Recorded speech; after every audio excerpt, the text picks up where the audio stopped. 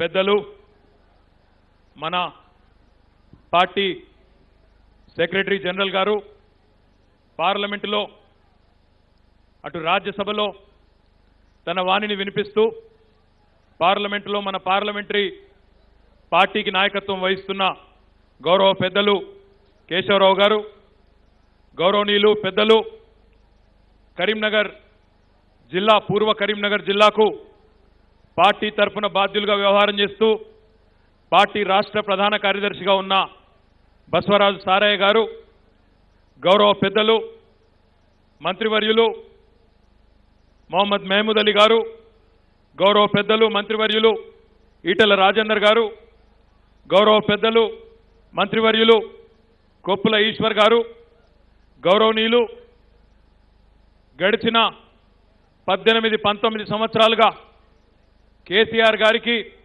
ఉద్యమ కాలం నుండి నేటి వరకు ఒక కుడి భుజంగా విశ్వసనీయుడిగా అడుగడుగున అన్ని సందర్భాల్లో ఢిల్లీలో మన పార్టీ గొంతుకై అద్భుతంగా కరీంనగర్ ప్రజల ఆశీర్వాదంతో ఒక అద్భుతమైన ఎంపీగా పేరు తెచ్చుకున్న గౌరవ పెద్దలు గౌరవ పార్లమెంట్ సభ్యులు అన్న బోయిన్పల్లి వినోద్ కుమార్ గారు, గౌరవ శాసనసభ్యులు పెద్దలు రమేష్ బాబు గారు, గౌరవ శాసనసభ్యులు పెద్దలు రసమయి బాలకిషన్ గారు, గౌరవ శాసనసభ్యులు పెద్దలు సుంకె రవిశంకర్ గారు, గౌరవనీయులు పెద్దలు మన వడితల సతీష్ బాబు గారు, గౌరవనీయులు సహచర శాసనసభ్యులు బాల్కా సుమన్ గారు, ఇంకా వేదికపైన ఆసీనులైన గౌరవ స్థానిక శాసనసభ్యులు ఈ కార్యక్రమ అధ్యక్షులు కరీంనగర్ భీముడు అన్న గంగుల కమలాకర్ గారు. ఆ గద ఇస్తే నేను గద ఇస్తుంటే చెప్తున్నా, నీకు సూట్ అవుతుంది నాకు సూట్ కాదని చెప్తున్నాను. అన్న గంగుల కమలాకర్ గారికి, గౌరవ పార్లమెంట్ సభ్యులు పెద్దలు కెప్టెన్ లక్ష్మీకాంతరావు గారు, గౌరవ జిల్లా పరిషత్ అధ్యక్షురాలు సోదరి తులవుమ గారు, గౌరవ శాసన మండలి సభ్యులు నారదాసు లక్ష్మణరావు గారు, పల్లా రాజేశ్వర్ రెడ్డి గారు, శంబీపూర్ రాజు గారు, కర్నే ప్రభాకర్ గారు, వేదికపైన ఆసీనులైన వివిధ కార్పొరేషన్ల అధ్యక్షులు కరీంనగర్ మేయర్ సర్దార్ రవీందర్ సింగ్ గారు, గౌరవ జెడ్పీటీసీలు, గౌరవ కార్పొరేటర్లు, గౌరవ పార్టీ రాష్ట్ర కమిటీ బాధ్యులు, వేదిక ముందున్న పాత్రికేయ మిత్రులు, కరీంనగర్ పార్లమెంట్ పరిధిలోని 7 నియోజకవర్గాల్లోని ప్రతి గ్రామం నుండి ఇక్కడికి విచ్చేసిన ఆయా గ్రామ కమిటీల అధ్యక్షులు, గ్రామ రైతు సమన్వయ సమితి సంఘాల అధ్యక్షులు, గ్రామ సర్పంచులు, ఎంపీటీసీలు, గౌరవ పార్టీ మండల శాఖ బాధ్యులు, జెడ్పీటీసీలు, ఎంపీపీలు, గౌరవ కౌన్సిలర్లు, గౌరవ ప్రజాప్రతినిధులందరూ వార్డు మెంబర్లు, గౌరవ ప్రజాప్రతినిధులు, గౌరవ తాజా మాజీ ప్రజాప్రతినిధులు, అదే రకంగా పార్టీ బాధ్యులందరికీ పేరు పేరున హృదయపూర్వకంగా శిరస్సు వంచి మీరు పలికిన ఈ స్వాగతానికి ధన్యవాదాలు తెలియజేస్తా ఉన్నాను. కరీంనగర్ గడ్డ మీద అడుగుపెట్టిన శనిగరం నుంచి ఎస్ఆర్ఆర్ కాలేజీ దాకా అద్భుతంగా అపురూపంగా స్వాగతం పలికిన మా మానకొండూరు అన్నాదమ్ములకు, ఉస్నాబాద్ అన్నాదమ్ములకు, హుజూరాబాద్ అన్నాదమ్ములకు, కరీంనగర్ నియోజకవర్గ అన్నాదమ్ములకు, మరి నా నియోజకవర్గమైన మా సిరిసిల్ల సోదర సోదరిమణులకు, అదే రకంగా వేములవాడ రాజన్న కార్యక్షేత్రం నుంచి విచ్చేసిన అన్నాదమ్ములకు, మా చొప్పదండి ప్రత్యేకం, అందుకే ఆఖరికి చెప్పిన, ఎందుకంటే మీ నియోజకవర్గానికి కేసీఆర్ గారు అల్లుడు, అది మీకు తెలుసు. రాష్ట్ర ముఖ్యమంత్రి గారే స్వయంగా మీ అల్లుడు కాబట్టి మిమ్మల్ని ఆఖరికి చెప్పిన ఏమనుకోవద్దు. రవిశంకర్ గారికి, అక్కడి నుంచి విచ్చేసిన మిత్రులందరికీ పేరు పేరున హృదయపూర్వకంగా ధన్యవాదాలు. ఈరోజు ఏ సందర్భంలో మనం కలుసుకుంటా ఉన్నామో మాకంటే బాగా మీ అందరికీ కూడా తెలుసు. మొన్ననే జరిగిన శాసనసభ ఎన్నికల్లో డిసెంబర్ 7 నాడు చరిత్రలో ఎవరూ మర్చిపోనంత గొప్ప తీర్పునిచ్చి, అపురూపమైన తీర్పునిచ్చి రాష్ట్ర వ్యాప్తంగా 88 సీట్లు, 75% సీట్లు, దాదాపు 50% ఓట్లు తెలంగాణ ప్రజలు మనకిచ్చి కేసీఆర్ గారిని మరీ తిరిగి మళ్ళొకసారి ముఖ్యమంత్రిగా గెలిపించిన తర్వాత మన ముందుకు వస్తున్న మొట్టమొదటి ఎన్నిక ఈ పార్లమెంట్ ఎన్నిక. మరి ఇప్పుడే చాలా మంది పెద్దలు నాకంటే ముందు మాట్లాడిన వక్తలు కొన్ని విషయాలు గుర్తు చేయడం జరిగింది. తెలంగాణ రాష్ట్ర సమితి అనే పార్టీకి, అందులో ముఖ్యంగా మన నాయకుడు కేసీఆర్ గారికి ఈ కరీంనగర్ జిల్లాకుండే అనుబంధం వివరించాలంటే చాలా ఉన్నది. 2001లో ఆనాడు మే 17 నాడు ఇదే ఎస్ఆర్ఆర్ కళాశాల మైదానంలో సింహంలా తెలంగాణ ప్రజలు గర్జించినాడు. తెలంగాణ మాకు కావాలి, మా రాష్ట్రం మాకు కావాలని గర్జించినాడు. మొత్తం దేశమంతా కూడా ఉలిక్కిపడి కరీంనగర్ వైపు చూసింది అంటే అది కరీంనగర్ ప్రజల గొప్పదనం అనే మాట ఈ సందర్భంగా నేను మీకు గుర్తు చేస్తా ఉన్నా. ఆనాడు ప్రారంభమైన ఉద్యమం అప్రతిహతంగా 2004లో ఇదే కరీంనగర్ పార్లమెంట్ స్థానం నుంచి కేసీఆర్ గారు పోటీ చేసి పార్లమెంట్లో అడుగుపెట్టి ఆనాడు కాంగ్రెస్ పార్టీ నేతృత్వంలోని యూపీఏలో క్యాబినెట్ మంత్రిగా ఉన్నప్పుడే ఈ కరీంనగర్ జిల్లాకు ఆనాడు రైల్వే లైన్కు అనుమతులు సాధించిన విషయాన్ని కూడా నేను మీకు గుర్తు చేస్తా ఉన్నా.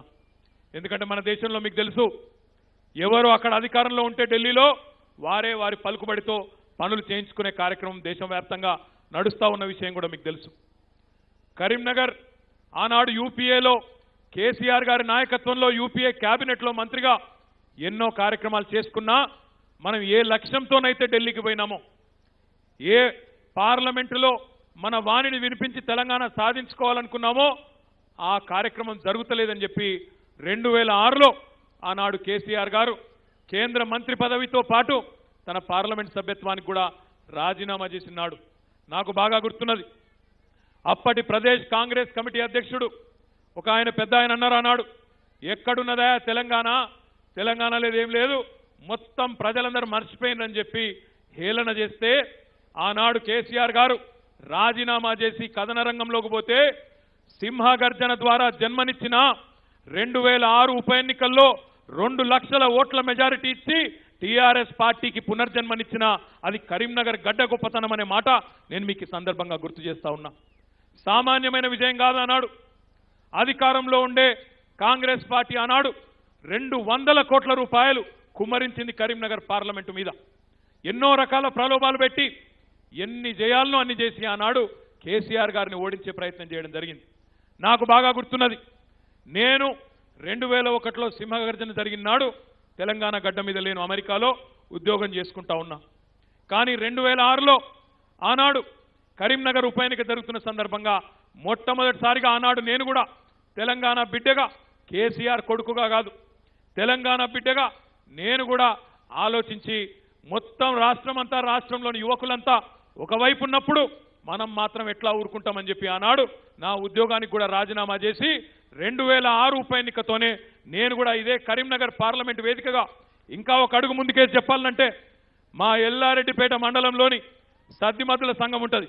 ఆ సద్దిమద్దుల సంఘంలో మొట్టమొదటిసారిగా ఆనాడు టీఆర్ఎస్ మీటింగ్ ఏదైతే జరిగిందో అందులో పాల్గొని నా వంతు పాత్ర నేను కూడా పోషించిన.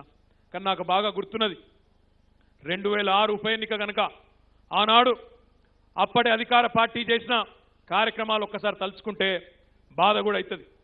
చొప్పదండి నియోజకవర్గంలో ఆనాడు మన పార్టీ అధ్యక్షులను 5గురిని రాత్రికి రాత్రే ఎత్తుకపోయి వాళ్ళ పార్టీలో కలిపేసుకున్నారు. 1, 2 కాదు, ఎన్నో ప్రలోభాలు పెట్టినారు. అయినా కరీంనగర్ ప్రజలు తమ చైతన్యాన్ని చూపెట్టి 2 లక్షల ఓట్లతో గెలిపించుకున్న విషయాన్ని కూడా నేను గుర్తు చేస్తా ఉన్నా. 2014లో మనకు మొత్తం రాష్ట్రంలో 11 పార్లమెంట్ స్థానాలు వస్తే కరీంనగర్ పార్లమెంట్ స్థానంలో బ్రహ్మాండమైన మెజారిటీతో ఆనాడు వినోద్ కుమార్ గారిని మీరే గెలిపించడం జరిగింది. పార్లమెంట్ స్థానంతో పాటు 7 శాసనసభ స్థానాలను కూడా బ్రహ్మాండంగా ఆనాడు గెలిపించినారు. మళ్ళీ మొన్న 2018లో కూడా 7 శాసనసభ స్థానాలను ఈ పార్లమెంట్ నియోజకవర్గ పరిధిలో అఖండమైన మెజారిటీలతో గెలిపించిన ఘనత, ఆ చైతన్యం కూడా కరీంనగర్ ప్రజలదే అని చెప్పి కూడా నేను మీకు గుర్తు చేస్తా ఉన్నా. మొన్న ఒక కాంగ్రెస్ మిత్రుడు అడుగుతా ఉన్నాడు, ఎట్లా నమ్మాలి మిమ్మల్ని, మీ గెలుపుని నమ్మలేకపోతున్నాం మేమన్నాడు.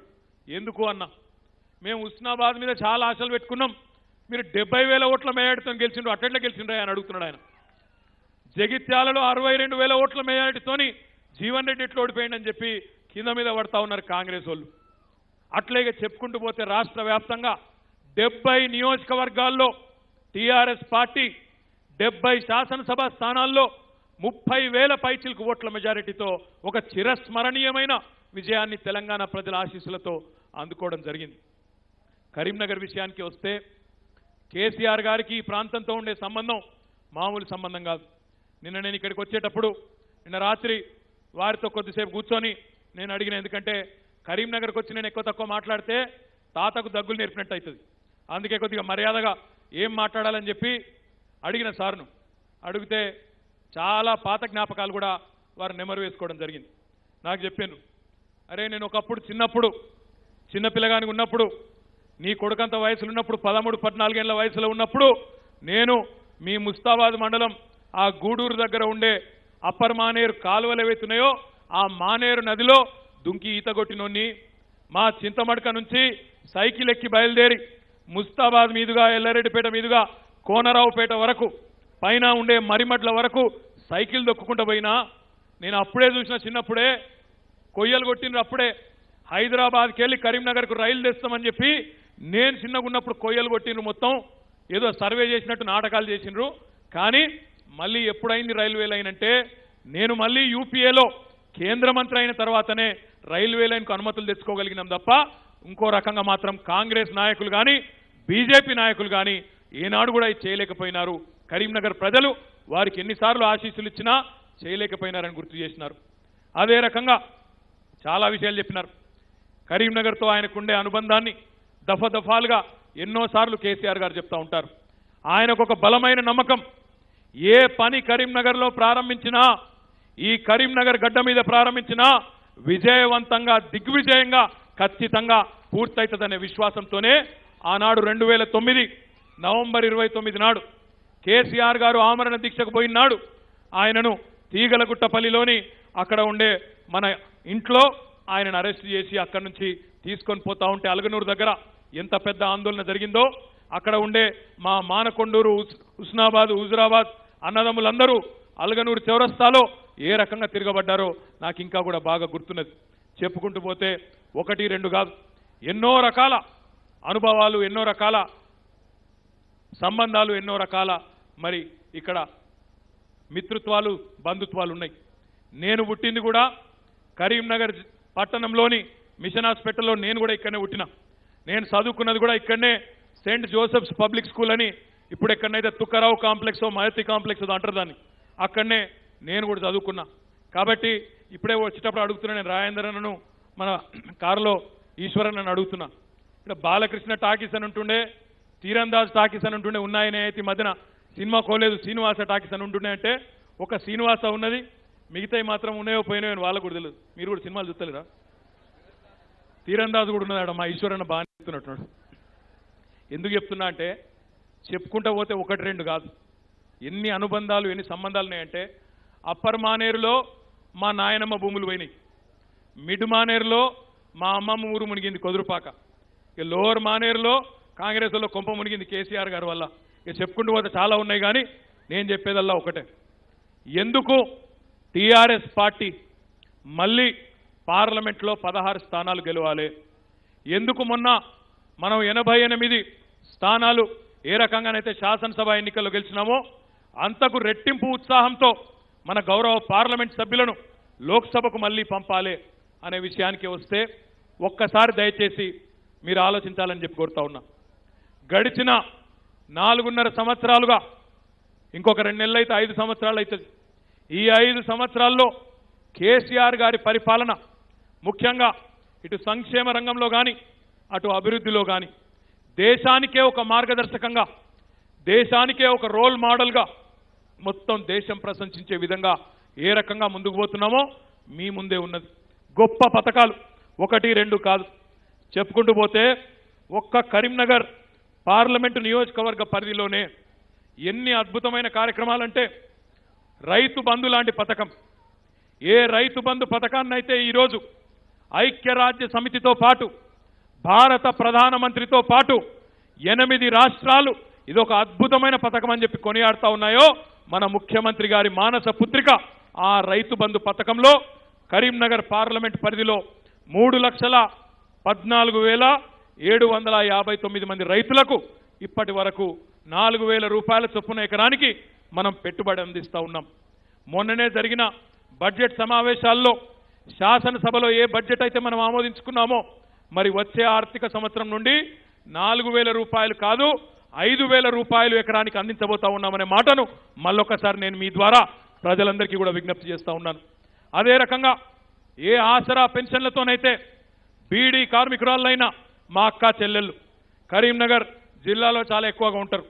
బీడీ కార్మికురాళ్ళైన మా అక్క చెల్లెళ్ళు గతంలో ఎన్ని పోరాటాలు చేసినా ఎన్ని రకాలుగా ఆనాటి ప్రభుత్వాల మీద ఒత్తిడి తెచ్చినా ఏ ప్రభుత్వము పట్టించుకోని సందర్భంలో మన ముఖ్యమంత్రి కేసీఆర్ గారు తాను స్వయంగా చదువుకునే రోజుల్లో దుబ్బాకలో ఒక బీడీ కార్మికుడి ఇంట్లో ఉండి చదువుకున్న అనుభవంతో వారి కష్టాలు తెలుసు కాబట్టి ఆడబిడ్డల కష్టాలు ఆడకూతురుల కష్టాలు తాను స్వయంగా చూసిన వాడు కాబట్టే ఆనాడు 4.5 లక్షల మంది బీడీ కార్మికురాలైన అక్క చెల్లెలకు 1,000 రూపాయల చొప్పున వృత్తిని కల్పించడం జరిగింది.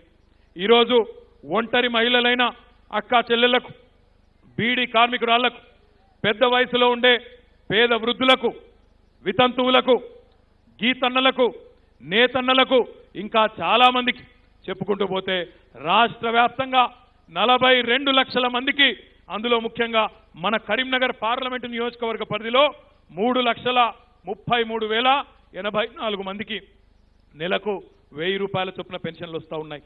ఆ నెలకు 1,000 రూపాయల పెన్షన్ ఏదైతే ఉన్నదో మొన్ననే మనం బడ్జెట్ ఆమోదించుకోవడంతో వచ్చే ఆర్థిక సంవత్సరంలో అంటే రాబోయే నెల 2 నెలల కాలంలోనే 2,016 రూపాయలు కాబోతున్నదనే మాట నేను ఈ సందర్భంగా మీకు గుర్తు చేస్తాను.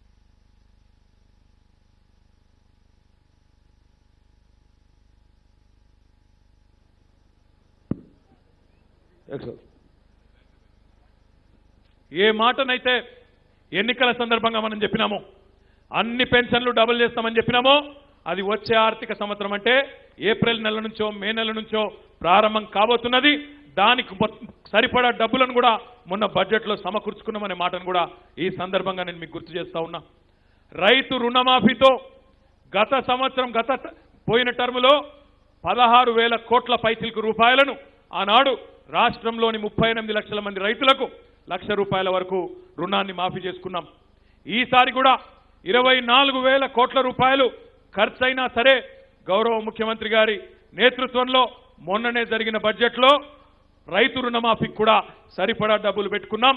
అది కూడా తొందరలోనే ఆ కార్యక్రమం కూడా ప్రారంభం కాబోతున్నదనే మాటను కూడా నేను మీకు ఈ సందర్భంగా విజ్ఞప్తి చేస్తా ఉన్నా. దాంతోపాటు ముఖ్యమంత్రి సహాయ నిధి నుంచి దాదాపు 18,374 మందికి కేసీఆర్ కిట్ల రూపంలో మా ఆడబిడ్డలు సర్కార్ దవాఖానాల్లో మరి ప్రసవిస్తే వారికి దాదాపు 17,005 మందికి కరీంనగర్ పార్లమెంట్ పరిధిలో కిట్లు అందించడం జరిగింది.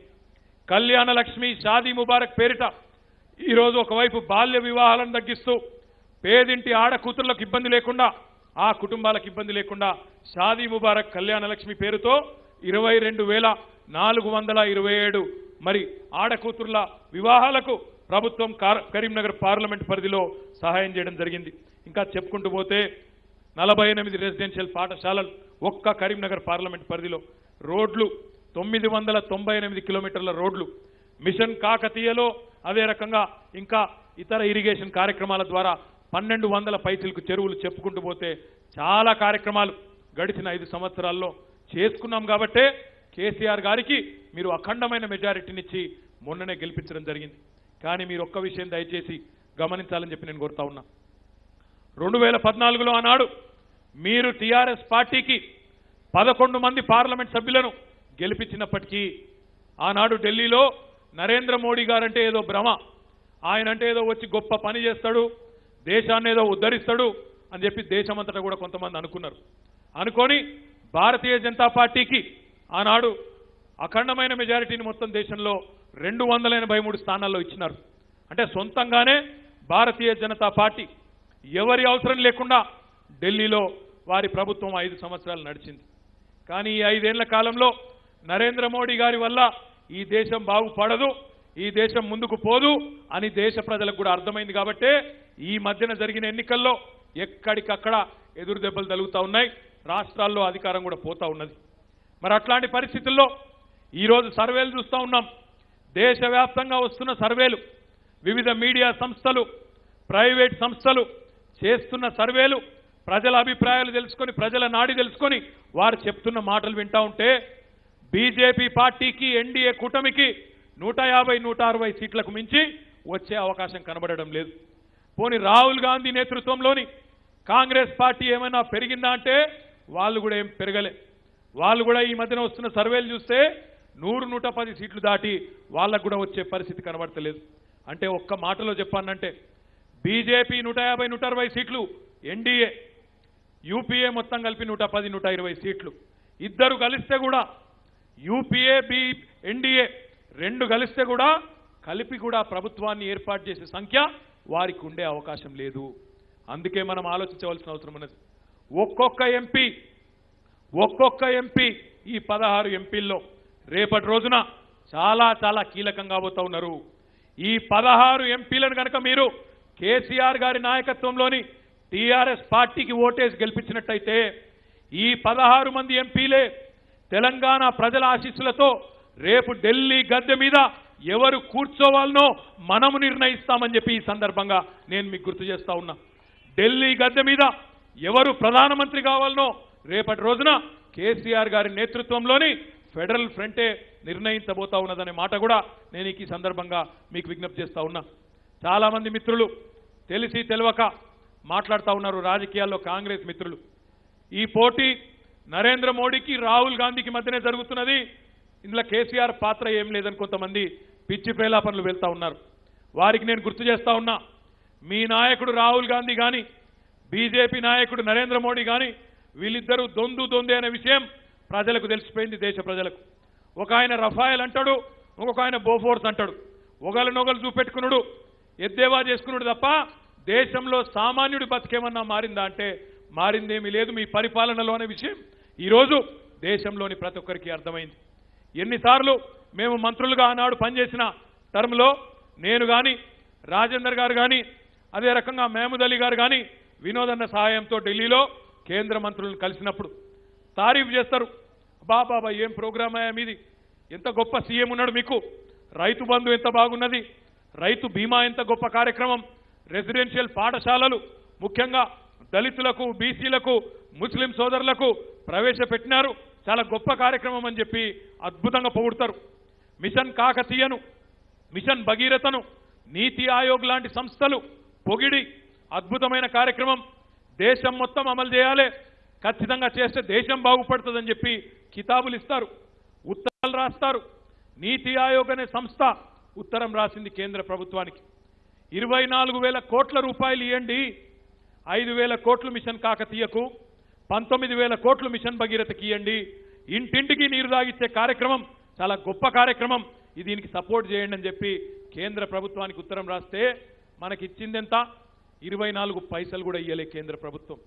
ఎందుకు మన ఎంపీలు ఢిల్లీలో ఉండాలి, ఎందుకు నిర్ణయాత్మకమైన పాత్రలో టీఆర్ఎస్ ఉండాలి, ఎందుకు నిర్ణయాలు తీసుకునే పరిస్థితుల్లో తెలంగాణ ప్రజలు ఉండాలంటే ఢిల్లీలో ఇట్లాంటి పరిస్థితి ఉన్నది కాబట్టే మనం రేపటి రోజున అక్కడ ఒక బలమైన శక్తిగా, ప్రబలమైన శక్తిగా రేపు ఢిల్లీలో ఉంటే తప్ప మన హక్కులు మనం సాధించుకునే పరిస్థితి ఉండదు. మీరు చూస్తూ ఉన్నారు, దేశంలో బడితే ఉన్నోడిదే బర్రె అయిపోయింది. లాలూ ప్రసాద్ యాదవ్ గారు రైల్వే మంత్రిగా ఉంటే ఆయన అత్తగారింటి దాకా రైలు వేసుకుంటాడు, అత్తగారి ఊరు దాకా రైలు వేసుకున్నాడు ఆయన. టిఆర్ బాలు గారు కేంద్ర ఉపరితల రవాణా మంత్రిగా ఉంటే తమిళనాడుకు జాతీయ రహదారులు వస్తాయి. చెప్పుకుంటూ పోతే ఇట్లా ఎవరి చేతిలో అధికారం ఉంటే వారికి కేంద్ర నిధులు అపారంగా పొంగుతాయి. ఇప్పుడు మన నరేంద్ర మోడీ గారు భారత ప్రధానమంత్రి, కానీ ఆయనకు బుల్లెట్ రైలు వేయాలంటే ఏడికేస్తాడు, ఢిల్లీ నుంచి ముంబై, గుజరాత్ మీదుగా ఢిల్లీ నుంచి ముంబైకి వేస్తాడు, హైదరాబాద్ కనబడదు. తెలంగాణ ఆయన లెక్కల లేదు, వాళ్ళకు పట్టి లేదు. మరి రేపటి రోజున తెలంగాణ ప్రజలు 16 సీట్లను కేసీఆర్ గారికి ఇస్తే ఈ 16ంటికి మరొక 60-70 మంది ఖచ్చితంగా తోడైతారనే విశ్వాసం నాకున్నది. ఎందుకంటే ఈరోజు ఈ దేశంలో అటు కాంగ్రెసు ఇటు బీజేపీ ఈ రెండింటి పొడగిట్టని పార్టీలు దేశంలో చాలా ఉన్నాయి. వాళ్ళందరితో మన నాయకుడు కేసీఆర్ గారు టచ్లో ఉన్నారు. నాకు విశ్వాసం ఉన్నది, రేపటి రోజున మనం ఏదైతే అనుకుంటా ఉన్నామో భావ సారూప్యత కలిగిన పార్టీలతో కలిసి ఫెడరల్ ఫ్రంట్ ఏర్పాటు చేయాలనుకుంటా ఉన్నామో అందులో ఖచ్చితంగా 70కి తగ్గకుండా 100 పైచిలకు స్థానాలతో మనకు కూడా ఒక కొత్త కూటమి ఏర్పడే అవకాశం ఉన్నది. ఆ కూటమి రేపటి రోజున భారత ప్రధానమంత్రి ఎవరు కావాలి, భారతదేశాన్ని ఎవరు నడపాలి, ఏ రకంగా నడపాలి, కేసీఆర్ గారు లాంటి మేధో సంపత్తి కలిగిన నాయకుడు ఏ రకంగానైతే తెలంగాణలో ఆదర్శవంతమైన పథకాలు తీసుకొని ఇటు సంక్షేమ రంగంలో అభాగ్యులకు అన్నార్తులకు ఎక్కడా ఇబ్బంది లేకుండా వేల కోట్ల రూపాయలతో అద్భుతమైన కార్యక్రమాలు అమలు చేస్తూనే ఇంకొక వైపు సాగునీటి రంగంలో కొత్త పుంతలు దొక్కిస్తూ అక్కడ అప్పర్ మానేరు నుంచి మొదలయ్యే మానేరు వాగులో మిడ్ మానేరును పూర్తి చేసి ఎల్ఎండి కూడా పూర్వ వైభవాన్ని తీసుకొని వచ్చి కింద మానేరు నది గోదావరి నదిలో కలిసే మంతని మండలంలోని ఆరింద గ్రామం దాకా 200 కిలోమీటర్ల పాటు గోదావరి నదిని రాబోయే సంవత్సర కాలంలోనే ఒక జీవధారగా చూడబోతున్నామనే మాట కూడా ఈ సందర్భంగా నేను మీకు విజ్ఞప్తి చేస్తా ఉన్నా. జంక్షన్ కాబోతా ఉన్నది. మొత్తం రాష్ట్రానికే తలమానికం లాంటి కాళేశ్వరం ప్రాజెక్టు అందులో కడుతున్న మేడిగడ్డ కావచ్చు, అన్నారం కావచ్చు, సుందిల్ల కావచ్చు, అదే రకంగా ఎల్లంపల్లి కావచ్చు, ఆ పైన కడుతున్న సదర్మాట్ కావచ్చు, మొత్తం గోదావరి జిల్లాలతో ఈ జిల్లా పునీతం కాబోతున్నదనే మాట కూడా నేను ఈ సందర్భంగా మీకు విజ్ఞప్తి చేస్తా ఉన్నా. ఈ జిల్లా రైతాంగం యొక్క కష్టాలు తెలిసిన బిడ్డగా ఒక రైతుగా గౌరవ ముఖ్యమంత్రి గారు ఈరోజు కరీంనగర్ జిల్లాకు సంబంధించి కూడా చాలా ప్రయత్నాలు చేస్తూ ఉన్నారు. కానీ ఏ కాళేశ్వరాన్ని అయితే మనం ప్రతిష్టాత్మకంగా తీసుకొని కడతా ఉన్నామో, ఏ కాళేశ్వరానికైతే దాదాపు 80,000 కోట్ల రూపాయలు ఖర్చు పెడతా ఉన్నామో దాని గురించి కూడా నరేంద్ర మోడీ గారు భారత ప్రధానమంత్రి గారు గజ్వేల్కి వచ్చినాడు, మిషన్ భగీరథ ప్రారంభోత్సవానికి వచ్చినాడు. మన ముఖ్యమంత్రి గారు లక్షల మంది సమక్షంలో అడిగినారు, అయ్యా ప్రధానమంత్రి గారు మీరు పక్క రాష్ట్రమైన ఆంధ్రప్రదేశ్లో పోలవరం ప్రాజెక్టుకు జాతీయ హోదా ఇచ్చినారు. అంటే జాతీయ హోదాతో ఏమొస్తుందంటే 90% పైసలు 80,000ల్లో 90% పైసలు కేంద్ర ప్రభుత్వం నుంచి వస్తాయి. మాకు కూడా అట్లనే కాళేశ్వరం అనుకోలేకపోతే పాలమూరు ఎత్తిపోతల పథకానికో ఒక ప్రాజెక్టుకు జాతీయ హోదా ఇవ్వండి అన్నారు. ఆయన నవ్విండు, తల ఊపిండు, తప్పించుకొని పోయిండు. మళ్ళీ ఇప్పటిదాకా అత్తాలేడు పత్తాలేడు. ఎందుకు చెప్తున్నా ఈ మాట అంటే రేపటి రోజున మళ్ళీ మన పార్లమెంట్ సభ్యులు ఢిల్లీలో 16 మంది ఉంటే ఢిల్లీ గద్దె మీద ఎవరు కూర్చోబెట్టాలనో మనమే నిర్ణయించే పరిస్థితి వస్తే తన్నుకుంటూ రాదా జాతీయ హోదా స్థాయి మన ప్రాజెక్టులకు మీరు ఆలోచించాలని చెప్పి నేను కోరుతా ఉన్నా. అయితదా కాంగ్రెస్ వాళ్ళతోని బీజేపీ వాళ్ళతోని? కాంగ్రెస్ వాళ్ళు ఇక్కడ ఉన్నోళ్ళు మొన్న ఇక్కడ నిలబడ్డ ఆయన అయితే ఎప్పుడు బాగా మాట్లాడతాడు, నాకంటే బాగా మీకే ఎరక. మా కమలాకర్ నాకు అందరికంటే బాగా తెలుసు, గుర్తుంది. ఇక్కడ ఉన్న కాంగ్రెస్ ఆయన వర్కింగ్ ప్రెసిడెంట్ అయింది, ఆయన రేపు నిలబడేది కూడా ఆయననేనట. ఒక్కసారి యాద్ చేసుకోవాలని చెప్పి నేను కోరుతున్నా. ఈ పెద్ద మనిషి కాదా గతంలో కాంగ్రెస్ ప్రభుత్వంలో ఆనాడు ఒక భాగస్వామిగా ఉంటూ అప్పటి ముఖ్యమంత్రికి అనుచరుడిగా ఉంటూ ఆనాడు మనం కరీంనగర్ పార్లమెంట్ ఉప ఎన్నికలకు పోయినాడు, మనకు వ్యతిరేకంగా పనిచేసింది ఈయన కాదా? ఆ తర్వాత ఆ ముఖ్యమంత్రి గారు చనిపోతే ఆయన కొడుకును ముఖ్యమంత్రి చేయాలని ర్యాలీ చేసింది ఇక్కడ నిలబడ్డ పెద్ద మనిషి కాదా?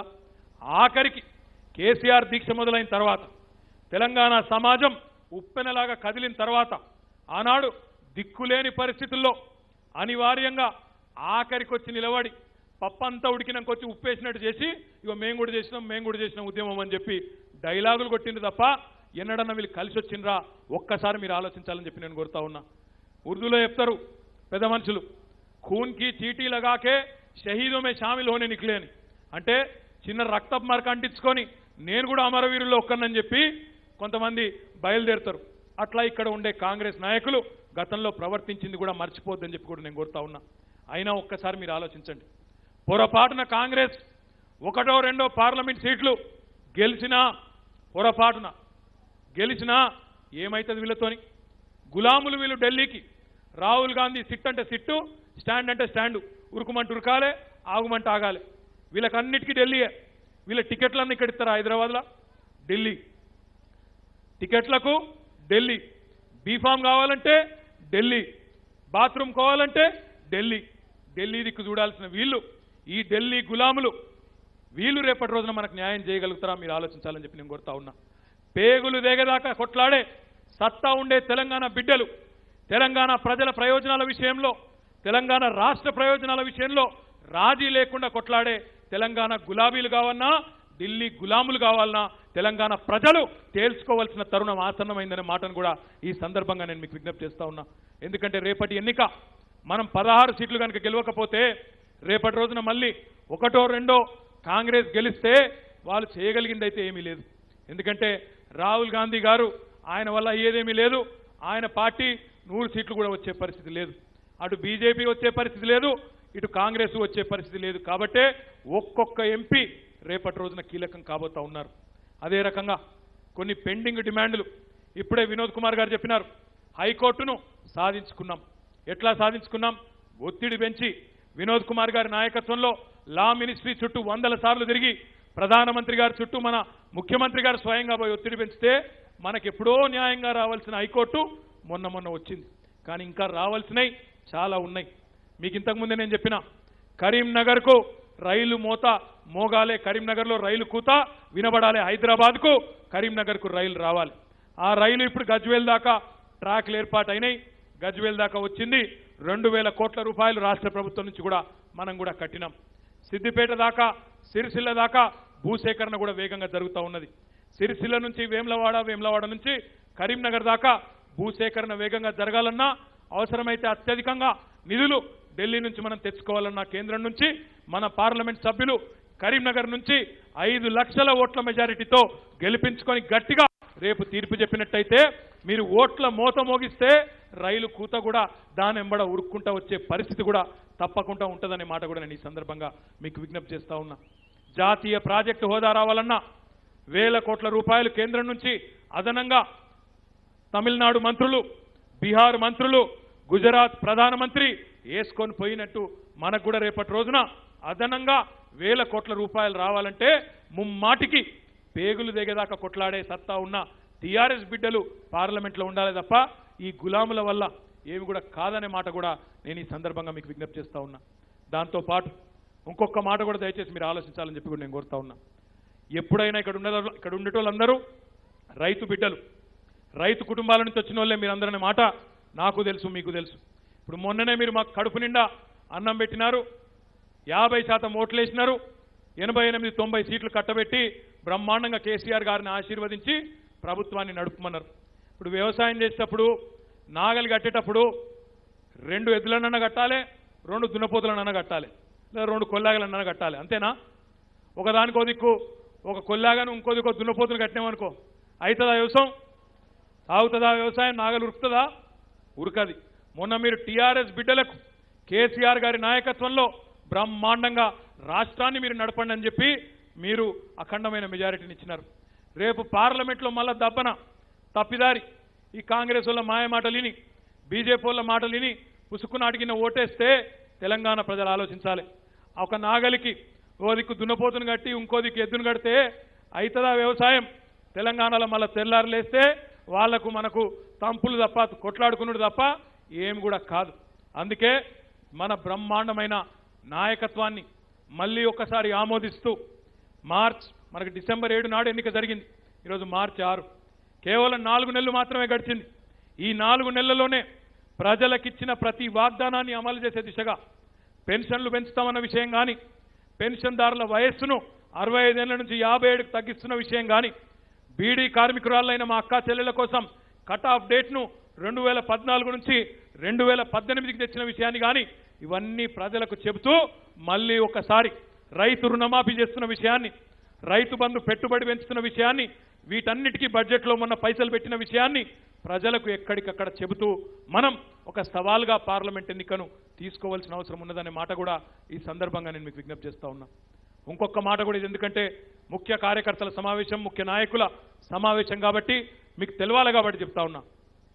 2018 ఎన్నికల్లో 2014 ఎన్నికల్లో మన్నించాలి, తెలంగాణ వచ్చిన కొత్తలో అప్పుడు జరిగిన పార్లమెంట్ ఎన్నికల్లో కరీంనగర్ పార్లమెంటు నియోజకవర్గ పరిధిలో మనకు మొత్తం వచ్చిన ఓట్లు 45% ఓట్లు వచ్చినాయి. మొన్న జరిగిన శాసనసభ ఎన్నికల్లో 2018లో కరీంనగర్ పార్లమెంట్ పరిధిలో ఓటింగ్ పెరిగింది, 11% ఓట్లు పెరిగినాయి. 45% ఆనాడు వస్తే మొన్న 56% వచ్చినాయి. మరి ఆనాడు కరీంనగర్ పార్లమెంట్ సభ్యుడిగా పోటీ చేసిన వినోద్ కుమార్ గారికి బహుశా 2 లక్షల ఓట్ల మెజారిటీ వచ్చినట్టున్నది. మరి ఈసారి మళ్ళొక్కసారి నేను విజ్ఞప్తి చేస్తా ఉన్నా, ఈసారి కరీంనగర్ పార్లమెంటు స్థానానికి ఈసారి పోటీలో 5 లక్షల ఓట్ల మెజారిటీ తెచ్చే దిశగా మనందరం ఒక సవాల్గా తీసుకొని పనిచేద్దామని చెప్పి నేను మీకు విజ్ఞప్తి చేస్తా ఉన్నా. ఎందుకంటే మొన్ననే హుస్నాబాద్లో 70,000, సిరిసిల్లలో 89,000, మన హుజూరాబాద్లో 45,000, చొప్పదండిలో 45,000. మా బాలకృష్ణ ఇప్పుడే చెప్తున్నాడు వచ్చేటప్పుడు, ఎంత వచ్చిందే నీకు నేను మర్చిపోయినా అన్న. 38,000 వచ్చిందే, కానీ మధ్యలో ఆ ట్రక్కోడు 13,000 వేసుక పీకిండి వాడన్నాడు. ఇప్పుడు ఆ ట్రక్ కూడా పోయింది. మొన్న వినోదన్న కొట్లాడిండి పోయి ఆ ట్రక్ కూడా వీకింది, ఇప్పుడు ట్రక్ కూడా లేదు. కాబట్టి ఈసారి మానకొండూరులో కూడా 50,000 దాటుతాయని నేను ఆశిస్తున్నా. ఎందుకంటే నువ్వు చెప్పినట్టు కాదు, 50,000 దాటాలి. అదే రకంగా 1,00,000 అంటుండే, 1,00,000 వస్తే ఇంకా సంతోషం. వేములవాడలో దాదాపు 30,000, కరీంనగర్ పట్టణంలో 16,000. ఈ రకంగా అద్భుతమైన మెజారిటీలతో మొన్న మనం ఈ పార్లమెంటులో అఖండమైన విజయాలు సాధించుకున్నాం. రేపటి రోజున దానికి రెట్టింపు పనిచేసి మనం బూతుల వారీగా ఎక్కడికక్కడ టార్గెట్లు నిర్దేశించుకొని, నేను మొన్న సిరిసిల్లలో శాసనసభ్యుడిగా పోటీ చేసినప్పుడు ఇక్కడ మా సోదరులందరూ కూడా ఉన్నారు.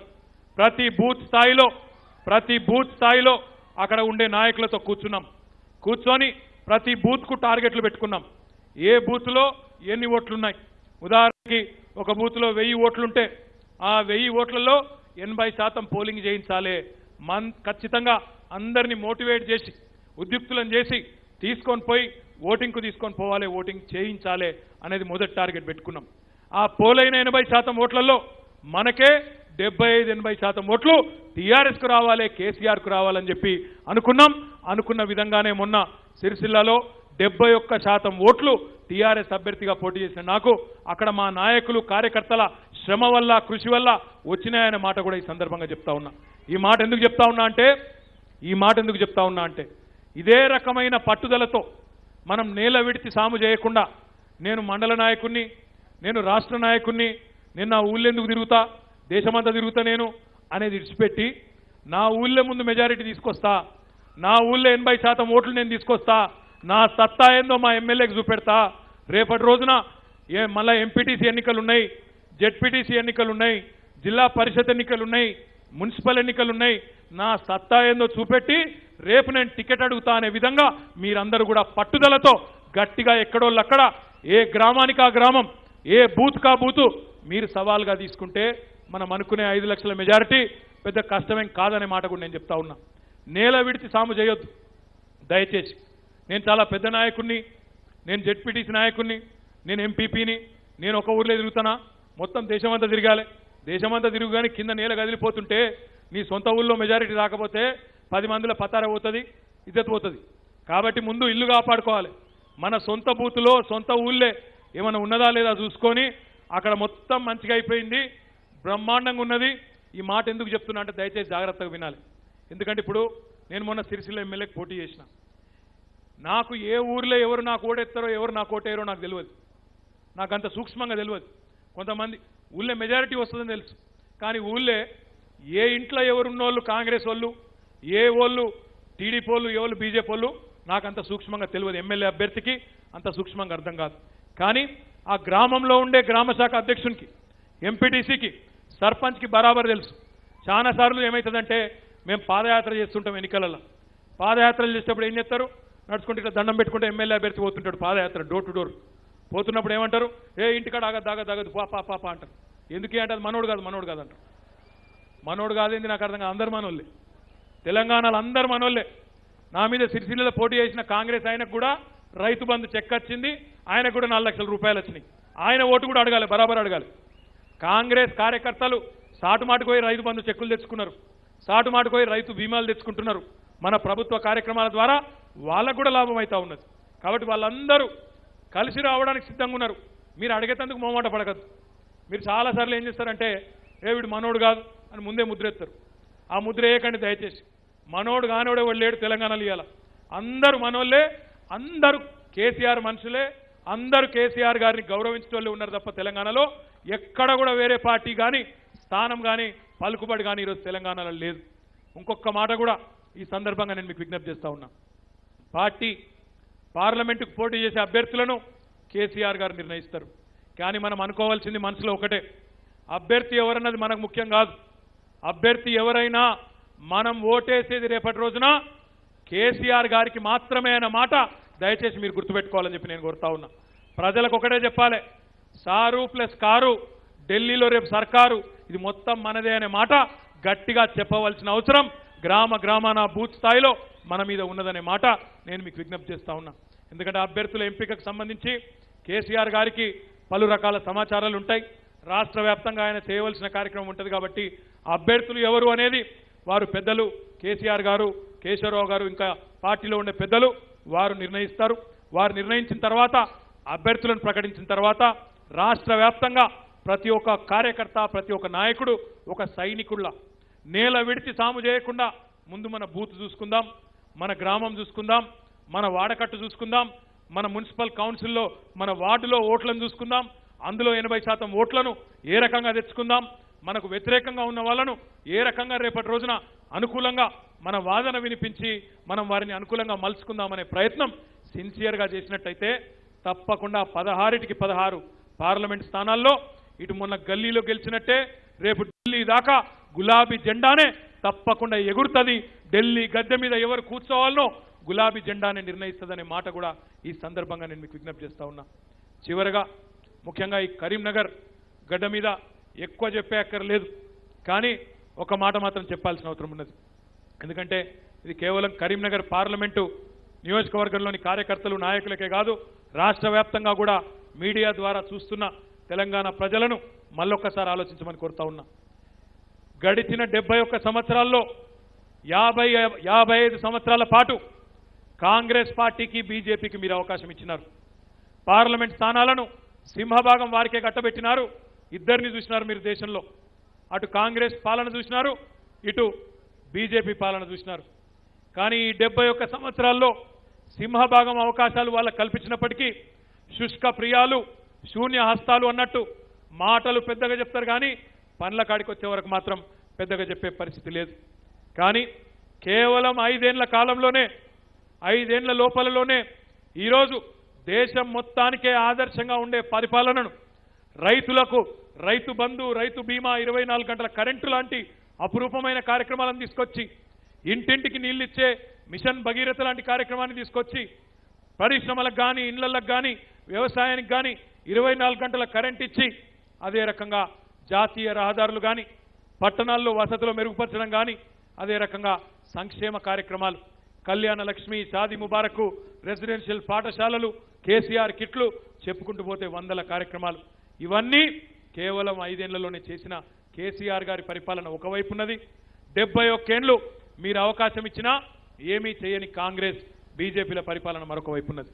ఓటు వేసే ముందు 1కి 2 సార్లు బేరీజు వేసుకొని ఈరోజు తెలంగాణలో జరుగుతున్న అభివృద్ధి రేపు దేశవ్యాప్తంగా అమలయ్యే విధంగా, ఒకప్పుడు బెంగాల్ గురించి చెప్పేది, what Bengal thinks today India will think tomorrow అనేది, అట్లాంటి పరిస్థితి నుంచి ఈరోజు what Telangana thinks today India will think tomorrow అన్నట్టు తెలంగాణలో జరిగే ప్రతి కార్యక్రమం దేశవ్యాప్తంగా అమలు కావాలంటే ఆదర్శవంతమైన ఈ పరిపాలన సంక్షేమాన్ని, అభివృద్ధిని మేళవించి జోడెద్దుల మాదిరిగా ముందుకు తీసుకొని పోతున్న మన ముఖ్యమంత్రి గారి పరిపాలన దేశవ్యాప్తంగా ఆదర్శం కావాలంటే, దేశవ్యాప్తంగా ఢిల్లీ గద్దె మీద ఉండే ప్రభుత్వం కూడా అమలు చేసే విధంగా ఉండాలి అంటే మన తీర్పు ఏకపక్షంగా ఉండాలి. 16కి 16 స్థానాల్లో గంటా పదంగా మన అభ్యర్థులను అఖండమైన మెజారిటీతో గెలిపించి బ్రహ్మాండంగా పార్లమెంటుకు పంపండి అని చెప్పి మళ్ళొక్కసారి కోరుకుంటూ, మరి మీ ఓపికకు, మీ ఆకలికి ఇంతకంటే ఎక్కువ పరీక్ష పెట్టకుండా మళ్ళొక్కసారి మీ అందరికీ పేరు పేరున హృదయపూర్వకంగా ధన్యవాదాలు తెలియజేస్తూ జై తెలంగాణ. Thank you sir. గట్టిగా గట్టిగా జై తెలంగాణ. దయచేసి అందరూ భోజనం చేయండి. అందరికీ భోజనం ఉంది, మెల్లిగా కమిషనర్ మధ్య కోరుకుంటూ గౌరవ 2 జైనింగ్ సార్ కాంగ్రెస్